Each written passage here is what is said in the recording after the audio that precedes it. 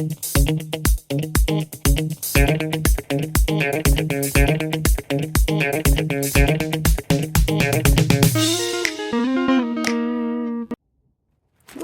hi.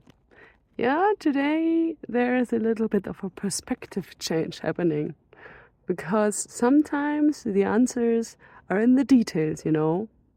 Will it be the case for the next question? Let's see.